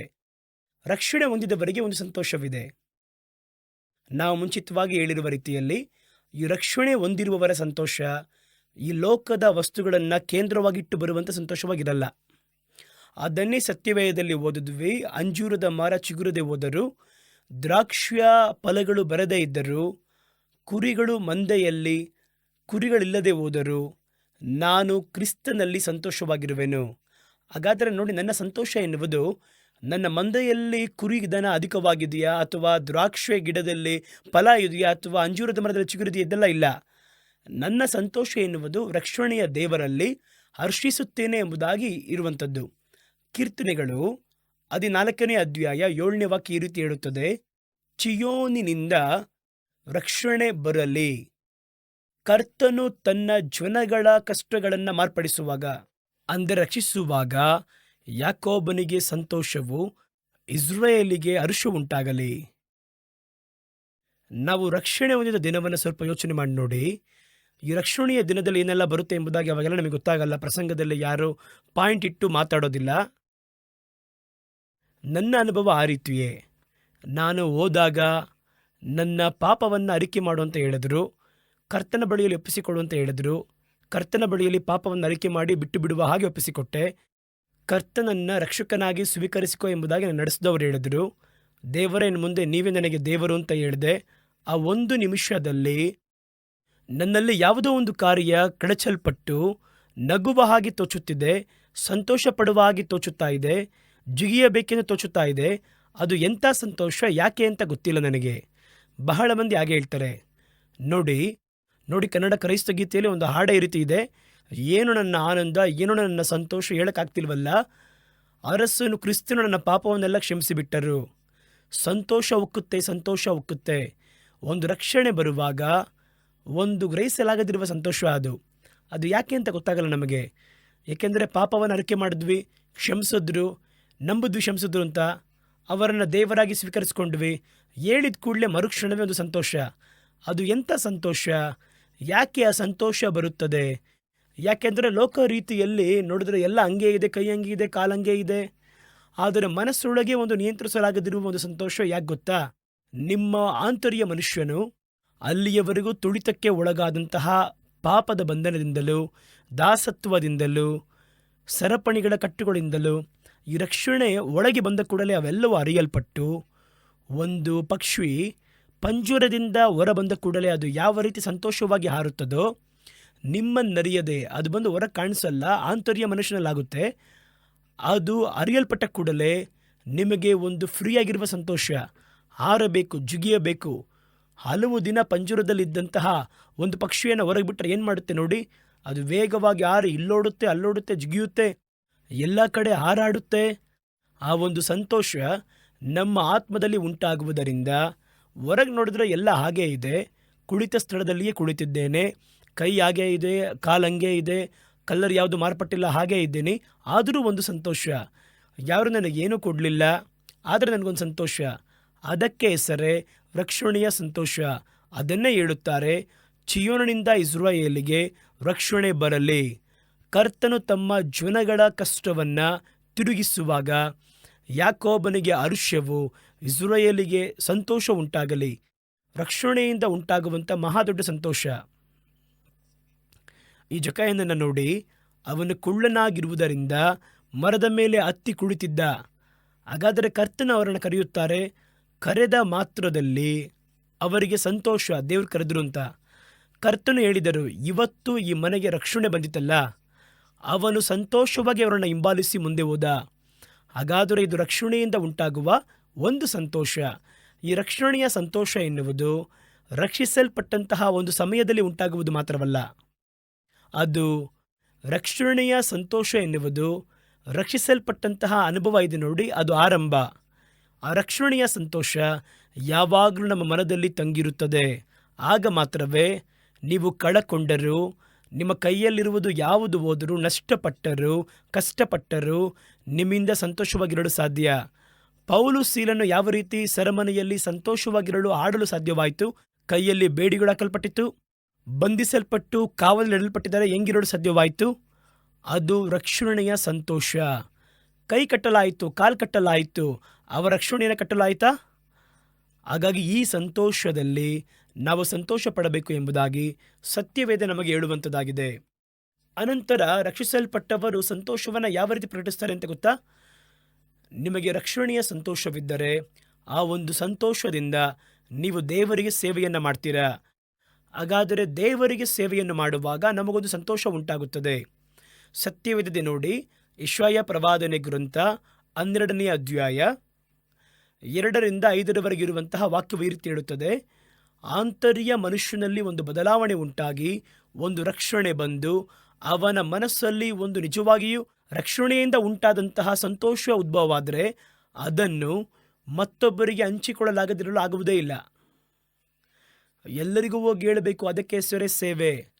ಆ ನಿಜವಾಗಿಯೂ ರಕ್ಷಣೆಯ ಸಂತೋಷದಲ್ಲಿ ನಾವು ತುಂಬಲ್ಪಟ್ಟಿದ್ರೆ ಆ ಸಂತೋಷದಲ್ಲಿ ಸೇವೆಯನ್ನು ಮಾಡುತ್ತೇವೆ. ಆ ಸೇವೆಯಿಂದ ನಮಗೆ ಮತ್ತೊಂದು ಸಂತೋಷ ಸಿಗುತ್ತದೆ. ಯಾಕೆಂದರೆ ನಾವು ನಂಬುವವರು, ನಮಗೆ ಸಂತೋಷವನ್ನು ಕೊಟ್ಟವರು, ಬಿಡುಗಡೆ ಕೊಟ್ಟವರನ್ನು ಮತ್ತೊಬ್ಬರಿಗೆ ಹೇಳಿ ಅವರಿಗೆ ಸೇವೆ ಮಾಡ್ತೀವಲ್ವಾ, ಆ ಒಂದು ಸೇವೆಯಲ್ಲಿ ಒಂದು ಸಂತೋಷ. ಯೆಶಾಯ ಪ್ರವಾದನೆ ಗ್ರಂಥ 12ನೇ ಅಧ್ಯಾಯ 2-5 ವಾಕ್ಯ ಹೇಳುತ್ತದೆ, ಇಗೋ, ದೇವರೇ ನಮ್ಮ ರಕ್ಷಣೆ, ನಾನು ಭಯಪಡದೆ ನಂಬಿಕೆಯಾಗಿರುವೆನು. ಕರ್ತನಾಗಿರುವ ಯೆಹೋವ ನನ್ನ ಬಲವೂ ನನ್ನ ಗೀತವೂ ಆಗಿದ್ದಾರೆ. ಅವರೇ ನಮಗೆ ರಕ್ಷಣೆಯೂ ಆದವರು. ರಕ್ಷಣೆ ಹೊಂದಿದವರು ದೇವರು ತಾನೇ ನಮ್ಮ ರಕ್ಷಣೆ. ನೀವು ರಕ್ಷಣೆಯ ಬುಗ್ಗೆಗಳಿಂದ ಸಂತೋಷದಿಂದ ನೀರನ್ನು ಬಾಚುವಿರಿ. ಆ ಕಾಲದಲ್ಲಿ ನೀವು ಆ ಸಂತೋಷ ಬಂದ ಕೂಡಲೇ, ರಕ್ಷಣೆಯ ಸಂತೋಷ ಬಂದ ಕೂಡಲೇ ನೀವು ಹೇಳುವುದು, ಸಂತೋಷದಲ್ಲಿ ಏನು ಹೇಳ್ತೀರಾ? ಕರ್ತನನ್ನು ಕೀರ್ತಿಸಿರಿ. ಯಾರಿಗೆ? ಪಕ್ಕದಲ್ಲಿರುವ ಉಳಿದವರಿಗೆ. ಕರ್ತನನ್ನು ಕೀರ್ತಿಸಿರಿ, ಅವರ ನಾಮವನ್ನು ಆರಾಧಿಸಿರಿ, ಅವರ ಕೃತ್ಯಗಳನ್ನು ಜನಗಳ ಒಳಗೆ ಸಾರಿರಿ, ಅವರ ನಾಮ ಉನ್ನತವಾದದೆಂಬುದಾಗಿ ಪ್ರಸ್ತಾಪಿಸಿರಿ. ಕರ್ತನನ್ನು ಕೀರ್ತಿಸಿರಿ, ಅವರು ಮಹತ್ವವಾಗಿರುವ ಕ್ರಿಯೆಗಳನ್ನು ಮಾಡಿದರು, ಇದು ಭೂಮಿ ಪೂರ್ತಿ ತಿಳಿಯಲ್ಪಡಬೇಕಾಗಿರುವಂಥದ್ದು ಎನ್ನುತ್ತೀರಾ? ನಿಮ್ಮೊಳಗೆ ರಕ್ಷಣೆಯಿಂದ ಸಂತೋಷ ಬಂತು ಎನ್ನುವುದನ್ನು ಹೆಂಗೆ ಕಂಡಿಬೋದು ಗೊತ್ತಾ? ನೀವು ರಕ್ಷಣೆ ಹೊಂದಿದ್ದೀರಾ? ಆ ರಕ್ಷಣೆಯ ಸಂತೋಷ ನಿಮ್ಮೊಳಗೆ ಬಂದಿದೆಯಾ? ರಕ್ಷಿಸಲ್ಪಟ್ಟರೆ ಸಂತೋಷ ಬರುತ್ತದೆ. ಆ ರಕ್ಷಣೆಯ ಸಂತೋಷ ಬಂದರೆ ಏನು ಮಾಡ್ತೀರಾ ಅಂದರೆ, ನಿಮ್ಮನ್ನು ಅಡಗಿಸಲು ಆಗುವುದಿಲ್ಲ. ಆ ರಕ್ಷಣೆ ಬಂದ ಕೂಡಲೇ ಏನು ಮಾಡ್ತಾರೆ ಅಂತ ಯೆಶಾಯ ಹೇಳ್ತಾರೆ ನೋಡಿ. ಅವರೇನು ಮಾಡ್ತಾರೆ ಅಂದರೆ, ಕರ್ತನನ್ನು ಕೀರ್ತಿಸಿರಿ, ಪಕ್ಕದಲ್ಲಿರುವವರಿಗೆ ಕರ್ತನನ್ನು ಕೀರ್ತಿಸಿರಿ, ಅವರ ನಾಮವನ್ನು ನಮಸ್ಕರಿಸಿರಿ, ಅವರ ಕೃತ್ಯಗಳನ್ನು ಜನಗಳಲ್ಲಿ ಪ್ರಸ್ತಾಪಿಸಿರಿ. ನೋಡಿದ್ರಾ? ಇದುವೇ ರಕ್ಷಣೆಯ ಆರುಷ್ಯದಿಂದ ಉಂಟಾಗುವಂತಹ ಪರಿಣಾಮ. ನಾವು ರಕ್ಷಣೆ ಹೊಂದಿದ್ವಿ, ನೀವು ಹೇಳಿತ್ತರ ಜಿಗಿಬೇಕು ಅಂತಲೇ ಇತ್ತು, ನೀವು ಹೇಳಿತ್ತರ ನಗಬೇಕು ಅಂತ ಇತ್ತು ನಮಗೆ. ನಾವು ಸಭೆಯಲ್ಲಿ ನಕ್ಕಿದ್ವಿ, ಆದರೆ ಅದರ ನಂತರ ಮನೆಯಲ್ಲಿದ್ದೇವೆ ಅಂತ ಹೇಳಿದರೆ ನಿಜವಾಗಿರುವಂತಹ ರಕ್ಷಣೆಯ ಸಂತೋಷವಲ್ಲ. ರಕ್ಷಣೆಯ ಸಂತೋಷವೆನ್ನುವುದು ಅದು ಪರಿಪೂರ್ಣವಾಗುವಾಗ ನಿಮ್ಮಿಂದ ಸುಮ್ಮನಿರಕ್ಕಾಗಲ್ಲ. ನೀವು ಆ ಸಂತೋಷವನ್ನು ಮತ್ತೊಬ್ಬರಿಗೆ ಹೇಳಲು ಮುಂದಾಗಬೇಕು. ಅರಸನು ಕ್ರಿಸ್ತನು ನನ್ನ ಪಾಪವನ್ನು ಕ್ಷಮಿಸಿದ್ದಾರಲ್ಲ, ಇನ್ನೊಬ್ಬರಿಗೆ ಅವ್ರಿಗೆ ಹೇಳ್ತಾ ಇದ್ದಾರಲ್ಲಿ, ಎಂತ ನನ್ನ ಆನಂದವನ್ನು ಹೇಳಕ್ಕಾಗ್ತಿಲ್ಲ ನನ್ನಿಂದ, ಆ ರೀತಿ ಹೇಳ್ತಾ ಇದ್ದಾರೆ. ಹಾಗಾದರೆ ರಕ್ಷಣೆಯ ಸಂತೋಷ ನಿಮ್ಮೊಳಗೆ ನಿಜವಾಗಿಯೂ ಆ ರಕ್ಷಣೆಯನ್ನು ಹೊಂದಿದರೆ, ಆ ರಕ್ಷಣೆಯಿಂದ ಉಂಟಾಗುವಂತಹ ಸಂತೋಷ ನಮ್ಮನ್ನು ತುಂಬಿಸಿದರೆ ಅದು ಸೇವೆಯಾಗಿ ಪ್ರಕಟವಾಗುತ್ತದೆ. ಆ ಸಂತೋಷದ ಪರಿಣಾಮ, ಆ ಸೇವೆಯನ್ನು ಮಾಡುವಾಗ ಅದರಲ್ಲಿ ಒಂದು ಸಂತೋಷ ಬರುತ್ತದೆ. ಇವೆಲ್ಲವೂ ದೇವರ ಮಕ್ಕಳಿಗೆ, ದೇವ ಜನಗಳಿಗೆ ಕರ್ತನು ಇಟ್ಟಿರುವಂತಹ ಸಂತೋಷಗಳು. ಇದನ್ನು ಬಿಟ್ಟು ಸುಮ್ಮನೆ ಹೋಗಿ ಡ್ಯಾನ್ಸ್ ಆಡುವುದು, ಒಂದು ಸಭೆಯಲ್ಲಿ ಎಲ್ಲರೂ ಆಗಿ ಹೊಗೆ ಹಾಕಿ ಆಡುವುದು, ಕರ್ತನು ಸಂತೋಷವಾಗಿರೋ ಹೇಳಿದ್ದಾರೆ, ಅವ್ರು ನೋಡಿ ನೀನು ಇವರು ನೋಡಿ ನಗು, ನನ್ನನ್ನು ನೋಡಿ ನಗು, ನಾನು ನಿನ್ನ ನೋಡಿ ನಗ್ತೀನಿ, ಇದಲ್ಲ. ದೇವ ಜನಗಳ ಸಂತೋಷ ಎನ್ನುವುದು ವ್ಯತ್ಯಾಸವಾದದ್ದು. ಅದು ಪಾಡುಗಳಲ್ಲಿ ಸಂತೋಷ ಪಡುವಂಥದ್ದು, ನಂಬಿಕೆಯಲ್ಲಿ ಸಂತೋಷ ಪಡುವಂಥದ್ದು, ರಕ್ಷಣೆಯಲ್ಲಿ ಸಂತೋಷ ಪಡುವಂಥದ್ದು. 4ನೇದಾಗಿ ಒಂದೇ ಒಂದು ಕಾರ್ಯವನ್ನು ವೇಗವಾಗಿ ನೋಡೋಣ. ಸತ್ಯವೇದದಿಂದ ಬರುವ ಸಂತೋಷ, ಸತ್ಯವೇದ ವಾಕ್ಯದಿಂದ ಸಂತೋಷ. ಕೀರ್ತನೆಗಳು 119 ಈ ರೀತಿಯಾಗಿ ಹೇಳುತ್ತದೆ, 77, 92 2 ವಾಕ್ಯಗಳು. ನಾನು ಬದುಕಿರುವ ಹಾಗೆ ನಿಮ್ಮ ಕೃಪೆ ನನಗೆ ಸಿಕ್ಕಲಿ, ನಿನ್ನ ಧರ್ಮಶಾಸ್ತ್ರವೇ ನನಗೆ ಸಂತೋಷ. ಬೈಬಲ್ನ ಆಳವಾಗಿ ನೀವು ಓದಿ ನೋಡ್ರಿ, ಅದರಲ್ಲಿರುವಂಥ ಒಂದು ಸಂತೋಷ ಅದನ್ನು ಹೇಳಿ ತೋರಿಸಲಾಗುವುದಿಲ್ಲ. ಅದು ಜೇನಿಗಿಂತಲೂ ಜೇನು ತುಪ್ಪಕ್ಕಿಂತಲೂ ಮಧುರವಾದದ್ದು. ಅದನ್ನು ಓದಿದ್ರೆ ಮಾತ್ರ ಗೊತ್ತಾಗುತ್ತೆ. ಗಂಟೆಗಟ್ಟಲೆ ಓದ್ತಾರೆ. ಸತ್ಯವೇದ ನನ್ನ ಮನಸ್ಸಿನ ಸಂತೋಷ ಅಂತ ಹೇಳ್ತಾರೆ. ನನ್ನ ಸಂತೋಷ ಎಲ್ಲಿದೆ? ಬೈಬಲ್ನಲ್ಲಿ ಇದೆ. ಕರ್ತನು ಮಾತಾಡಿದ ಮಾತಿನಲ್ಲಿದೆ. 92ರಲ್ಲಿ ಹೇಳ್ತಾರೆ ನೋಡಿ, ನಿಮ್ಮ ಸತ್ಯವೇದ ನನ್ನ ಮನಸ್ಸಿಗೆ ಹರ್ಷವಾಗಿಲ್ಲದಿದ್ದರೆ, ಅಥವಾ ಈ ರೀತಿ ಕೂಡ ಅದನ್ನು ನಾವು ತಗೋಬೋದು, ನಿಮ್ಮ ಸತ್ಯವೇದ ನನಗೆ ಹರ್ಷವಲ್ಲದೆ ಬೇರೆ ಯಾವುದೋ ನನ್ನ ಹರ್ಷವಾಗಿ ಒಂದು ವೇಳೆ ಇದ್ದಿದ್ರೆ ನನ್ನ ದುಃಖದಲ್ಲಿ ನಾಶವಾಗುತ್ತಾ ಇದೆ. ಸತ್ಯವೇದ ನನ್ನ ಹರ್ಷವಾಗಿದ್ದಿದ್ದರಿಂದನೇ ನಾನು ಇವತ್ತು ಜೀವಂತವಾಗಿ ಬದುಕಿರಲು ಸಾಧ್ಯವಾಗಿದೆ.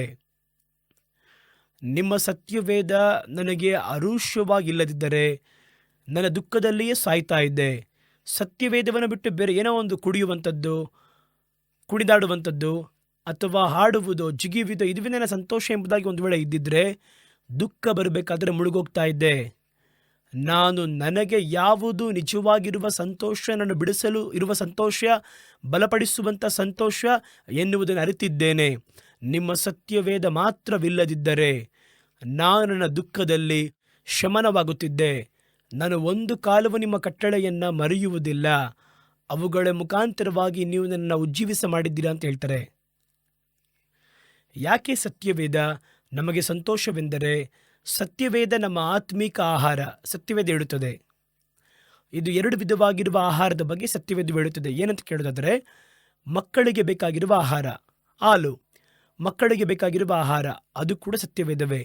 2ನೇದಾಗಿ ಬಲವುಳ್ಳವರಿಗೆ ಇರಬೇಕಾಗಿರುವ ಆಹಾರ. ಒಂದು ಒಳ್ಳೆಯ ಫುಡ್ ಸಿಕ್ತು ಅಂತ ಹೇಳಿದ್ರೆ, ಆಹಾರ ಸಿಕ್ತು ಅಂತ ಹೇಳಿದ್ರೆ ಸಂತೋಷ ತಾನೇ. ಅದು ಊಟ ಮಾಡುವ ಸಂತೋಷ ಅಲ್ವಾ? ಒಂದು ಮಗುವನ್ನು ನೋಡಿ, ಮಗುವಿಗೆ ಕೆಲಸ ಯಾವಾಗಲೂ ಹಾಗೆ ಸ್ವಲ್ಪ ಹೊತ್ತು ಕೂರುವುದು, ಎದ್ದು ಊಟ ಮಾಡುವುದು, ಹಾಲು ಕುಡಿಯುವಂಥದ್ದು, ಅದರಲ್ಲೇ ಅದಕ್ಕೆ ಸಂತೋಷ. ಅದು ಸ್ವಲ್ಪ ತಾಮಸವಾದರೆ ಕಿರಿಚಾಡುತ್ತದೆ. ಹಾಗಾಗಿ ಆಹಾರ ನಮಗೊಂದು ಸಂತೋಷ. ಕರ್ತನ ಸತ್ಯವೇದವೆನ್ನುವುದು ಆಹಾರದ ಹಾಗೆ ನಮಗೆ ಸಂತೋಷವನ್ನು ಕೊಡುತ್ತದೆ. ಮಕ್ಕಳಿಗೆ ಹಾಲಿನ ಹಾಗೆ ಸಂತೋಷ ಕೊಡುತ್ತದೆ. ಸ್ವಲ್ಪ ಬೆಳೆದವರಿಗೆ ಬಲವುಳ್ಳ ಆಹಾರದ ಹಾಗೆ, ಒಳ್ಳೆ ಬಲವುಳ್ಳ ಒಂದು ಆಹಾರವನ್ನು ಊಟ ಮಾಡಬೇಕಾದ್ರೆ ಹೆಂಗೆ ಸಂತೋಷ ಬರುತ್ತೆ, ಅಂಥ ಸಂತೋಷವನ್ನು ಕೊಡುತ್ತದೆ. ಇಬ್ರಿಯರಿಗೆ ಬರೆದ ಪತ್ರಿಕೆ 5ನೇ ಅಧ್ಯಾಯ 13-14 ಇರುತ್ತೆ. ಹೇಳ್ತಾರೆ, ಹಾಲುಣ್ಣುವವನು ಮಗುವಾಗಿದ್ದಾನೆ. ಹಾಗಾದರೆ ಮಗುವಿನ ಹಾಗೆ ಒಂದು ಭಾವನೆ, ನೀವು ಹೊಸದಾಗಿ ಹುಟ್ಟಿರುವಂತಹ ಮಕ್ಕಳ ಹಾಗೆ ಕಳಂಕವಿಲ್ಲದೆ ದೇವರ ವಾಕ್ಯ ಎನ್ನುವಂತಹ ಜ್ಞಾನದ ಹಾಲಿನ ಮೇಲೆ ದಾಹವುಳ್ಳವರಾಗಿರಿ. 1 ಪೇತ್ರ 2:5 ಹೇಳ್ತಾರೆ. ಹಾಗಾಗಿ ಸತ್ಯವೇದ ವಾಕ್ಯ ಹೊಸದಾಗಿ ಓದುವವರಿಗೆ ಹಾಲಿನ ಪಾದಿಯಲ್ಲಿ, ಮಗುವಿಗೆ ಹಾಲು ಕೊಡುವ ರೀತಿಯಲ್ಲಿ ಅದು ಕ್ರಿಯೆಯನ್ನು ಮಾಡುತ್ತೆ. ದೊಡ್ಡವರಿಗೆ ಇಬ್ರಿಯರಿಗೆ 5ನೇ ಅಧ್ಯಾಯದಲ್ಲಿ ನೋಡಿ 14ನೇ ವಾಕ್ಯ, ಬಲವಾಗಿರುವ ಆಹಾರ ಒಳ್ಳೆಯದು ಕೆಟ್ಟದ್ದು ಇಂಥದೆಂಬುದಾಗಿ ಅರಿಯತಕ್ಕ ಪ್ರಯತ್ನ ಮಾಡುವ ಜ್ಞಾನೇಂದ್ರಿಯಗಳನ್ನು ಒಳಗೊಂಡಿರುವಂತಹ ಪೂರ್ಣ ವಯಸ್ಸುಳ್ಳವರಿಗೆ ತಕ್ಕದ್ದು. ಹಾಗಾದರೆ ಚೆನ್ನಾಗಿ ಬೆಳೆದವರಿಗೆ ನಾವು ಯಾಲನ್ನು ಕುಡಿಬೇಕಾ? ಇಲ್ಲ. ಇದೇ ಸತ್ಯವೇದ ವಾಕ್ಯ ನಿಮಗೆ ಬಲವುಳ್ಳ ಆಹಾರವಾಗಿ ಸಿಗುತ್ತದೆ. ಹಾಗಾದರೆ ಒಂದು ಆಹಾರ ಒಬ್ಬ ಮನುಷ್ಯನಿಗೆ ಸಂತೋಷವನ್ನು ಕೊಡುತ್ತದೆ, ಬೆಳವಣಿಗೆಯನ್ನು ಕೊಡುತ್ತದೆ, ಒಬ್ಬ ಮನುಷ್ಯನನ್ನು ನೆಲೆಯಾಗಿ ನಿಲ್ಲಿಸುತ್ತದೆ, ಜೀವವನ್ನು ಉಜ್ಜೀವಿಸ ಮಾಡುತ್ತದೆ. ಊಟ ಮಾಡುವುದು ಸಂತೋಷವಲ್ಲವೇ?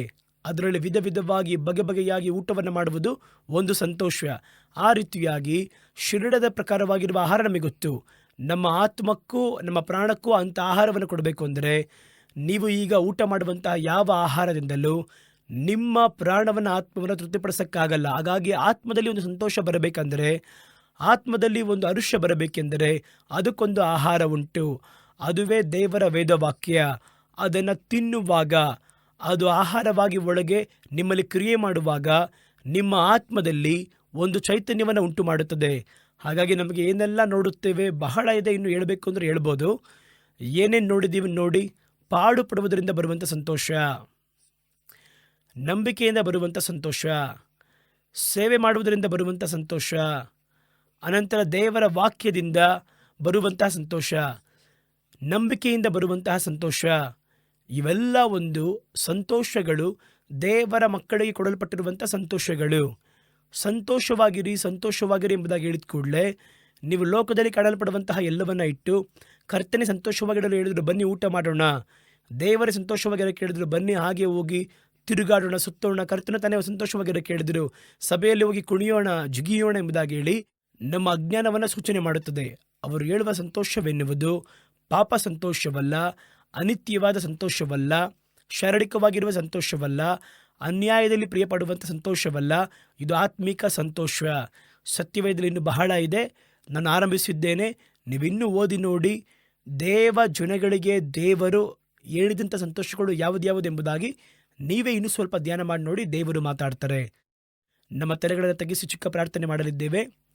ಪ್ರೀತಿಯು ಕೃಪೆಯು ತುಂಬಿರುವಂತಹ ನಮ್ಮ ಪರಲೋಕದ ಪರಮ ತಂದೆಯೇ, ಈ ದಿನದಲ್ಲಿ ನೀವು ಮಾತಾಡಲು ಹೇಳಿದಂತಹ ಒಳ್ಳೆಯ ಮಾತುಗಳಿಗೋಸ್ಕರವಾಗಿ ಸ್ತೋತ್ರ. ನಾವು ಸಂತೋಷ ಎಂಬುದಾಗಿ ಹೇಳಿದ ಕೂಡಲೇ ನಾವು ನೋಡುವಂತಹ, ಕೇಳುವಂತಹ, ನಮ್ಮ ಸುತ್ತಲಿರುವಂತಹ ಕಾರ್ಯಗಳನ್ನೇ ಹೇಳುತ್ತಾರೆ ಎಂಬುದಾಗಿ ನಾವು ತಪ್ಪ ಅಭಿಪ್ರಾಯವನ್ನು ಪಡೆದವರಾಗಿ, ದೇವರೇ ಹಲವು ಕಾರ್ಯಗಳನ್ನು ನಮ್ಮ ಆತ್ಮಿಕ ಜೀವನದಲ್ಲಿ ನಾವು ತಂದು ಹಾಕಿ ಸೇರಿಸಿಕೊಂಡು ದೇವರು ತಾನೇ ಸಂತೋಷವಾಗಿರೋ ಕೇಳಿದ್ರು ಎಂಬುದಾಗಿ ಒಂದು ನಂಬಿಕೆಯಲ್ಲಿ ಓಡುತ್ತಾ ಇದ್ದೇವೆ. ಅರಿಯದೇ ಇರುವಂತಹ ಸೇವಕರಲ್ಲಿ ಅನೇಕರು ಈ ಕಾರ್ಯವನ್ನೇ ಸಂತೋಷ ಎಂಬುದಾಗಿ ಜನಗಳಿಗೆ ಪರಿಚಯ ಮಾಡಿಟ್ಟಿದ್ದಾರೆ. ಇವತ್ತು ನೀವು ನಮ್ಮ ಕಣ್ಗಳನ್ನು ತೆರೆದು ನೀವು ಜನಗಳಿಗೆ ಇಟ್ಟಿರುವಂಥ ಸಂತೋಷವನ್ನು ಏನೇನು ಎನ್ನುವುದನ್ನು ಸ್ಪಷ್ಟವಾಗಿ ಮಾತಾಡಿದ್ರಿ. ನಾವು ಉಪದ್ರವದಲ್ಲಿ ಸಂತೋಷವನ್ನು ಪಡಬೇಕು, ಕ್ರಿಸ್ತನಿಗೋಸ್ಕರವಾಗಿ ಪಾಡುಗಳನ್ನು ಪಡುವುದರಲ್ಲಿ ಸಂತೋಷ ಪಡಬೇಕು, ಕ್ರಿಸ್ತನ ಮೇಲೆ ಇಟ್ಟಿರುವಂತಹ ನಂಬಿಕೆಯಲ್ಲಿ ಸಂತೋಷವನ್ನು ಪಡಬೇಕು, ಕ್ರಿಸ್ತನಲ್ಲಿ ಮಾಡುವಂಥ ಸೇವೆಯಲ್ಲಿ ಸಂತೋಷವನ್ನು ಪಡಬೇಕು, ಕ್ರಿಸ್ತನ ಮಾತಿನಲ್ಲಿ ಸಂತೋಷವನ್ನು ಪಡಬೇಕು ಎನ್ನುವಂಥದ್ದನ್ನು ನಾವು ಕಲಿತುಕೊಂಡಿದ್ದೇವೆ. ಆ ಸಂತೋಷವನ್ನು ಹುಡುಕಿ ಆ ಸಂತೋಷದಿಂದ ನಾವು ತುಂಬಲ್ಪಡಲು ಕರ್ತನು ಈ ವಾಕ್ಯವನ್ನು ಕೇಳಿದ ಪ್ರತಿಯೊಬ್ಬರಿಗೂ ಸಹಾಯವನ್ನು ಮಾಡಲಿ. ಅವರ ಕಣ್ಗಳನ್ನು ತೆರೆಯಲಿ. ಇನ್ನೂ ಆತ್ಮಿಕ ಸಂತೋಷಗಳು ಸತ್ಯವೇದದಲ್ಲಿ ಎಲ್ಲೆಲ್ಲ ಹೇಳಲ್ಪಟ್ಟಿದೆಯೋ ಅವೆಲ್ಲವನ್ನು ನೀವು ನಮಗೆ ಪ್ರಕಟಿಸಿ ತೋರಿಸಿ, ನಿಮ್ಮ ಜನಗಳು ಸಂತೋಷವಾಗಿರಲು, ಸಂತೋಷವೇ ನಿಮ್ಮ ಬಲ ಎಂಬುದಾಗಿ ಹೇಳಲ್ಪಟ್ಟಂತಹ ಬಲವನ್ನು ಅವರು ಹೊಂದಿಕೊಳ್ಳಲು ಸಹಾಯವನ್ನು ಮಾಡಿ. ಈ ವಾಕ್ಯವನ್ನು ಕೇಳಿದ ಪ್ರತಿಯೊಬ್ಬರನ್ನ ಹೆಸರಾಗಿ ಆಶೀರ್ವದಿಸಿರಿ. ಈ ವಾರವನ್ನು ಅವರಿಗೆ ಆಶೀರ್ವಾದವಾಗಿ ಮಾರ್ಪಡಿಸಿರಿ. ಕುಟುಂಬದಲ್ಲಿರುವಂತಹ ಪ್ರತಿಯೊಬ್ಬರ ಕಾರ್ಯವನ್ನು ಆಶೀರ್ವಾದ ಮಾಡಿರಿ. ಅವರು ಹೋಗುವಾಗಲೂ ಬರುವಾಗಲೂ ಕಾಪಾಡ್ರಿ. ಅವರ ಆರ್ಥಿಕತೆಯನ್ನು ಆಶೀರ್ವಾದ ಮಾಡಿರಿ. ಮಕ್ಕಳನ್ನು ಆಶೀರ್ವಾದ ಮಾಡಿರಿ. ಅವರ ಎಲ್ಲೆಗಳ ಪೂರ್ತಿಯಾಗಿ ಸಮಾಧಾನವು ಪ್ರಕಟವಾಗಲು ದೇವರೇ ಸಹಾಯವನ್ನು ಮಾಡಿರಿ. ಅವರ ಜೀವನದಲ್ಲಿ ಕಾಣಲ್ಪಡುವಂತಹ ಹೋರಾಟಗಳು, ಸಮಸ್ಯೆಗಳು ಎಲ್ಲವನ್ನ ಈ ವಾರದಲ್ಲಿ ಒಂದು ಅಂತ್ಯಕ್ಕೆ ತಂದಿರಿ ದೇವರೇ. ಶತ್ರುವಿನ ಯಾವ ವಿಧವಾಗಿರುವಂತಹ ಬಲೆಗಳಿಗೂ ಇವರು ಒಳಗಾಗದ ಹಾಗೆ ನೀವು ನಿಮ್ಮ ರೆಕ್ಕೆಗಳ ಮರೆಯಲ್ಲಿಟ್ಟು ಅವರನ್ನು ಪರಾಮರಿಸಿ ಪೋಷಣೆ ಮಾಡಿರಿ. ಸಕಲ ಜವಾಬ್ದಾರಿಗಳನ್ನು ನೀವು ತೆಗೆದುಕೊಂಡು ನಮ್ಮನ್ನು ಮುನ್ನಡೆಸಿರಿ, ಆಶೀರ್ವಾದ ಮಾಡಿರಿ. ಯೇಸುವಿನ ನಾಮದಲ್ಲಿ ನಮ್ಮ ಪ್ರಾರ್ಥನೆಯನ್ನು ಸ್ವೀಕರಿಸಿರಿ ತಂದೆಯೇ, ಆಮೇನ್. ದೇವರು ನಮ್ಮ ಪ್ರಾರ್ಥನೆಯನ್ನು ಕೇಳಿದ್ದಾರೆ. ಇವತ್ತು ನಾವು ತಿಳಿದುಕೊಳ್ಳುವುದಕ್ಕೆ ಒಳ್ಳೆಯ ವಾಕ್ಯವನ್ನು ದೇವರು ಕೊಟ್ಟಿದ್ದಾರೆ. ಮುಂದುವರೆದು ತಿಳಿದುಕೊಂಡಂತಹ ವಾಕ್ಯಗಳಲ್ಲಿ ನೆಲೆಯಾಗಿ ನಿಲ್ಲಿರಿ. ಪಾಪದ ಸಂತೋಷದಿಂದ ಅಲ್ಲ, ದೇವರು ನಮಗೆ ಕೊಟ್ಟಿರುವಂಥ ಆತ್ಮಿಕ ಸಂತೋಷಗಳು ಹೇರಳವಾಗಿವೆ. ಅದರಲ್ಲಿ ಸಂತೋಷವಾಗಿರಿ. ಕರ್ತನ ಬರುವಿಕೆಯ ಪರ್ಯಂತರ ದೇವರಾತ್ಮನ ನಿಮ್ಮನ್ನು ಮುನ್ನಡೆಸಲಿ, ಕಾಪಾಡಲಿ. ಆಮೇನ್.